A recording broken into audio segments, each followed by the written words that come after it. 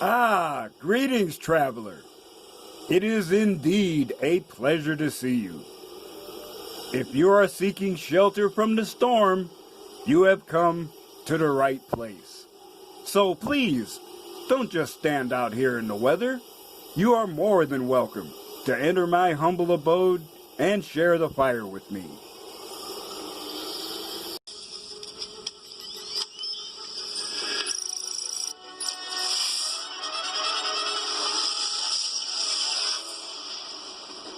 You have to let it all go, Neo. Fear, doubt, and disbelief. Free your mind.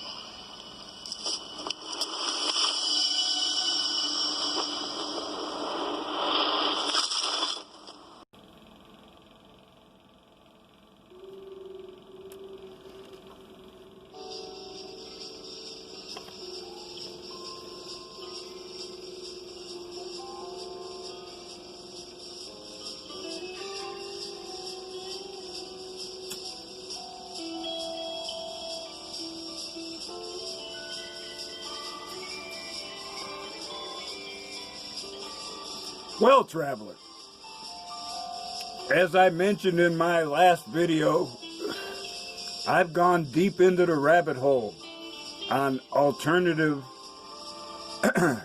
as far as alternative knowledge goes, on supplements. This is another part of that same series, in which I talk about supplements obscure and vital.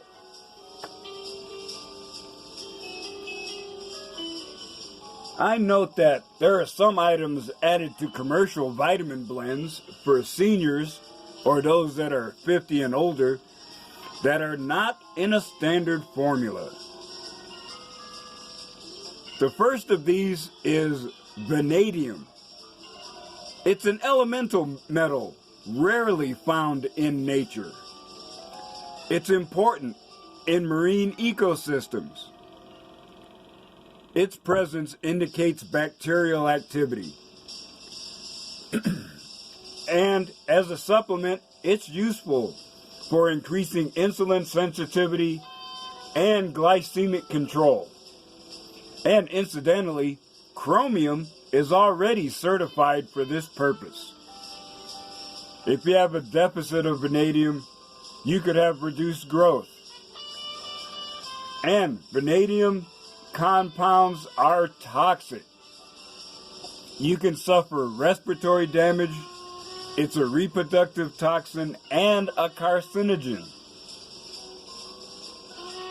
Next is another obscure element, molybdenum. Ancient Greeks confused it with lead ores. It's vital as an enzyme for bacteria, as a catalyst for nitrogen fixation. It also regulates sulfur and carbon. As an essential trace element, it may help to prevent tooth decay. And regions that have a low percentage of it in the soil seem to have a higher incidence of throat cancer. Now, ingesting tungsten reduces molybdenum levels. So welders, take note. You could be getting sick by exposure to TIG welding gases, which is tungsten inert gas.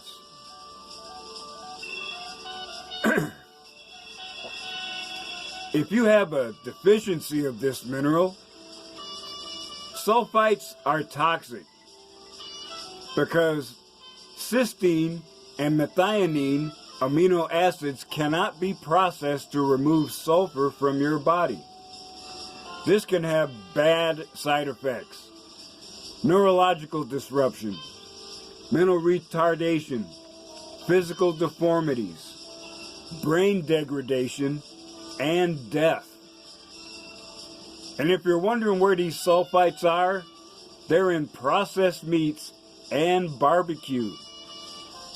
But with a sufficient level of molybdenum in your system, you can handle those those chemical byproducts with no issues. And next we have phosphorus.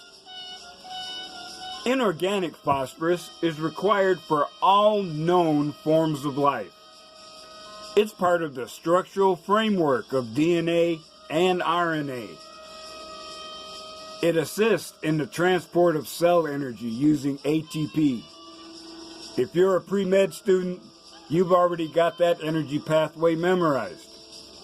And it is a component of cell membranes. It's useful for bone health. And it is an essential macro mineral for plants. In fact, it's a limiting factor for growth in ecosystems. Now, in production, organic phosphorus compounds are nasty. Fluorophosphate esters are a neurotoxin. Organophosphorus compounds are pesticides of all sorts, herbicides, insecticides, and fungicides. And in fact, isolation of rotenone from Daris elliptica is a pesticide, poisonous to fish.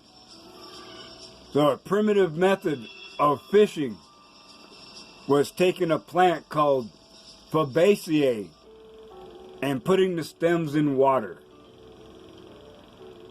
It would slowly poison the fish and they would rise to the surface. Now in its powdered form, you can treat scabies and lice on humans. You can also treat mites on livestock, chicken, and pets. As an insecticide, you can use it against potato, cucumber, flea, raspberry, and asparagus beetles, and cabbage worms. And there is another one, a white phosphorus allotrope. It ignites in air and leaves phosphoric acid residue. Some of you may know about this as the world famous Willie Pete. Now, in an effort to be practical, we know that there are, let us just say, not so nice people around who are using pyrotechnics and incendiaries in not quite safe ways. And it may be that you're unfortunate enough to be exposed to phosphorus. So,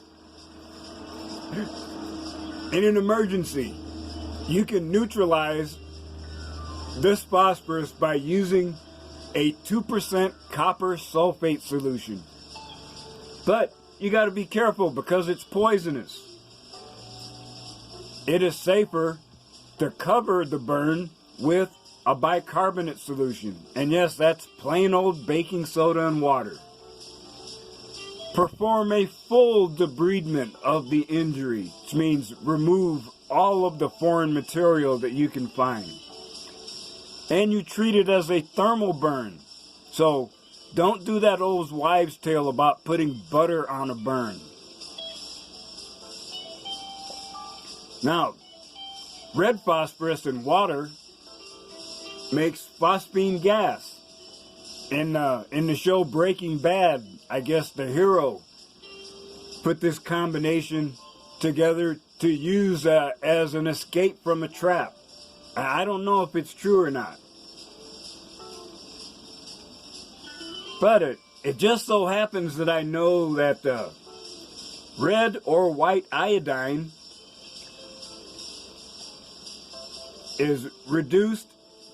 can be reduced to hydroiodic acid. As a reagent, it can reduce ephedrine or pseudoephedrine to meth, allegedly. Now, dietary sources for phosphorus usually accompany sources of calcium and protein. If you have a deficit, you could suffer from malnutrition, neurological and muscle disruption.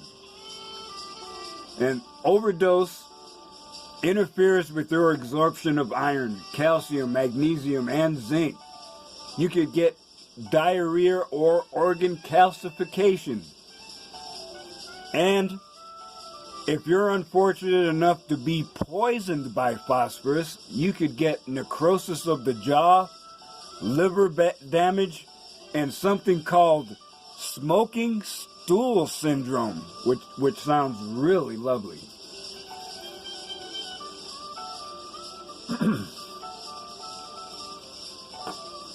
So, besides obscure chemicals and elements that can have an effect on your health, your blood type is also a factor to consider in overall fitness.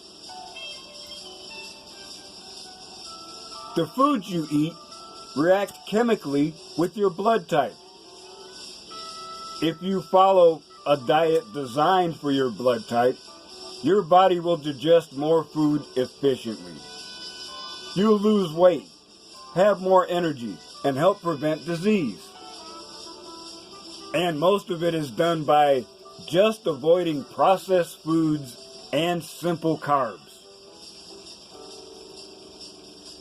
Now, for a type O, your genetic makeup most closely resembles the cavemen who spent their days hunting and defending themselves against predators. So, you tend to be strong and athletic.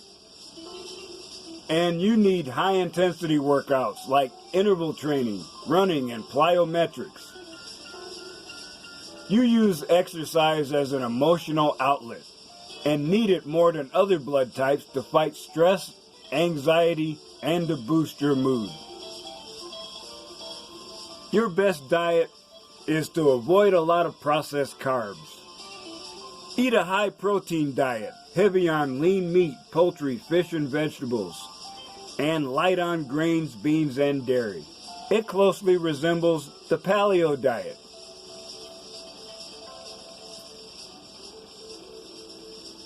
Then there is the type A, which is me.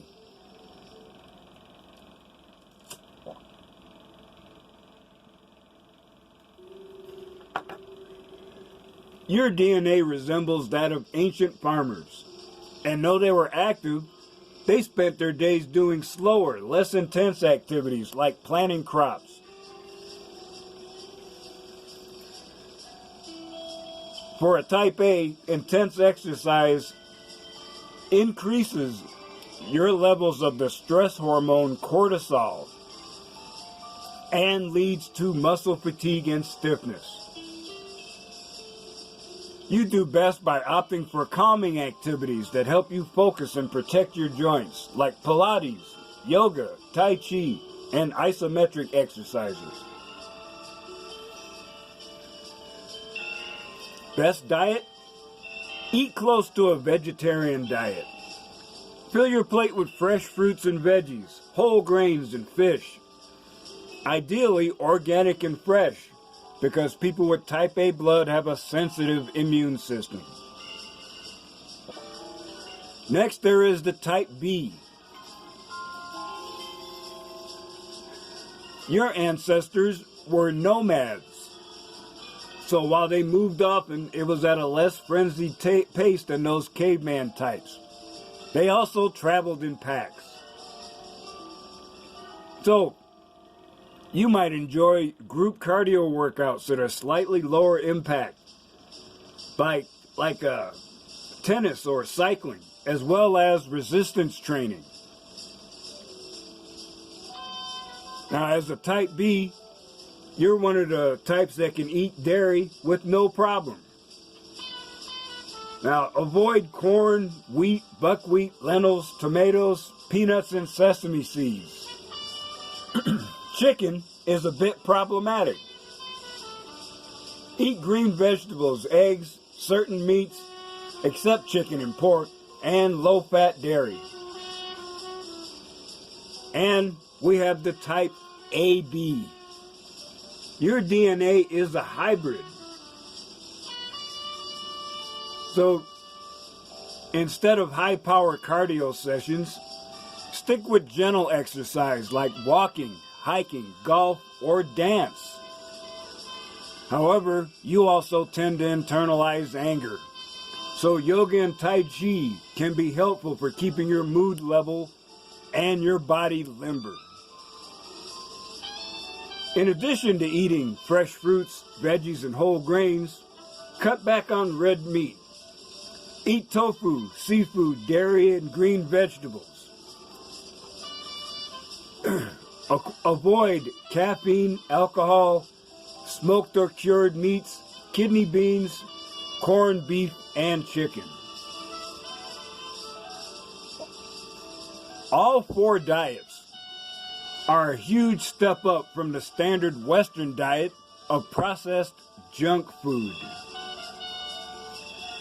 One of the central theories of the blood type diet has to do with proteins called lectins that can bind sugar molecules. These substances are considered to be anti-nutrients because they have negative effects on the lining of your intestines.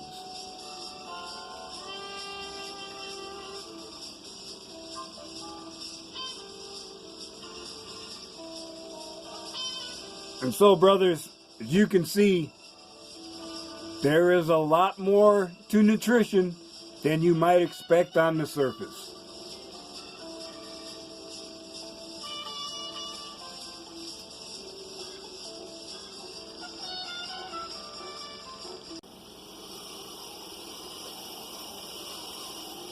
So, traveler, no doubt you are surprised at the subtleties involved in nutrition and supplementation. I have to admit that I'm a bit surprised myself. But I continue to research, and there is one more video coming in this supplementation series that will come at a later date. But I sincerely hope that you found something of value in what I presented to you today.